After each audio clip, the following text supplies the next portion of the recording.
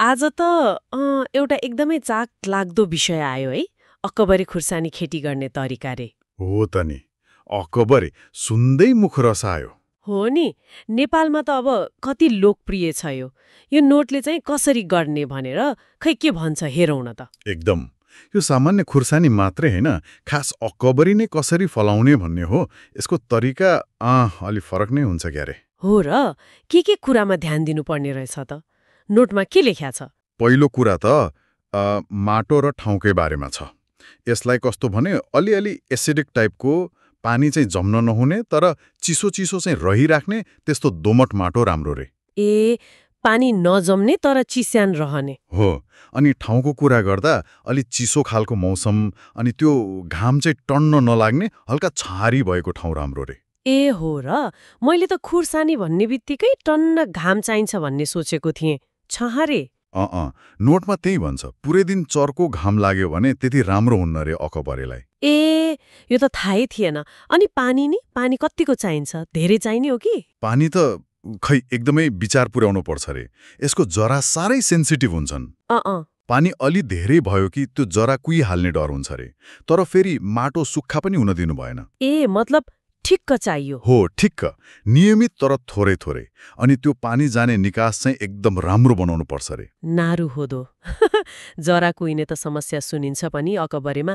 ल अनि मलखात नि? मल कस्तो चाहिने? मलमा चाहिँ यो नोटले के भन्छ भने सकेसम्म रासायनिक भन्दा प्राङ्गारिक मल, मतलब गोठे मल, कम्पोस्ट मल नै बेस रे।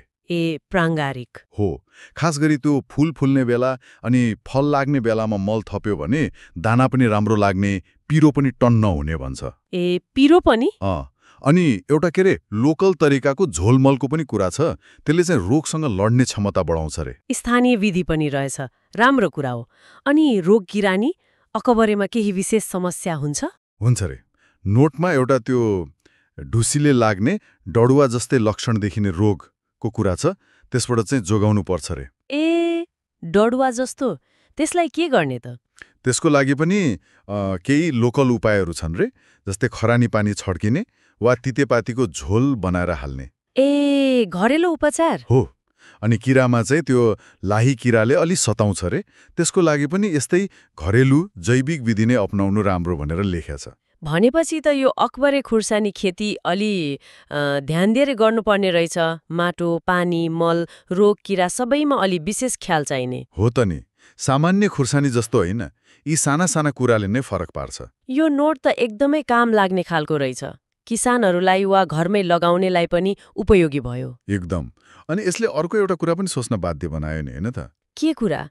हाम्रा यस्ता कति धेरै स्थानीय बालीहरू छन् जसको खेती गर्ने आफ्नै परम्परागत तरिका ज्ञान छ। त्यो ज्ञान कता गइरहेको छ होला? हराउँदै पो छ कि? हो नि, एकदमै महत्त्वपूर्ण कुरा उठाउनु भयो। अकबरे त एउटा उदाहरण भयो।